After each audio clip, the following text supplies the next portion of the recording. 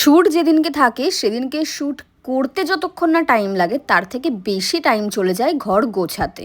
Hello everyone, welcome to my mini vlog.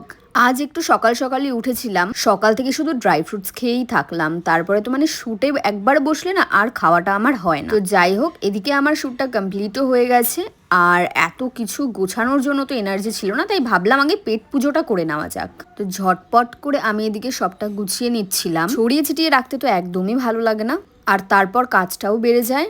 আর এদিকে ওয়ার্ড্রপটার অবস্থা দেখো, এই ওয়ার্ড্রবে তো এক ফোঁটাও স্পেস নেই, আর আমাকে তো লিটারেলি ঠেসে ঠেসে জামা কাপড়গুলো ঢোকাতে হচ্ছে। আর অন্য কোথাও যে আমি রাখবো সেইখানেও তো স্পেস নেই। এবার মনে হচ্ছে আলাদা একটা ওয়ার্ড্রবই আমাকে কিনতে হবে। এবার আমি মেকআপটা রিমুভ করে যাব স্নান করতে। এম ক্যাফিনের এই বডি স্ক্রাবটা আমি অর্ডার করেছিলাম, বেশ কদিন ধরেই আমি এটা ইউজ করছি আর আমার এটা ভীষণ ভালো লাগে। আর তার সাথে আমি অর্ডার করেছিলাম এই বডি বাটারটা, আর এটার স্মেলটা এত সুন্দর যে মনে হয় খেয়েই নিই।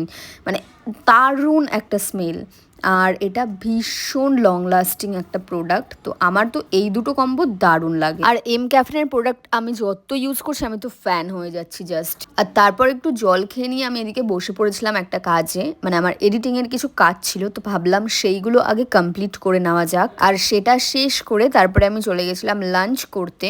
আর আজকের লাঞ্চের মেনুতে ছিল সিম বাটা, তার সাথে ছিল চুনো মাছ, আর তার সাথে ছিল ট্যাংরা মাছ।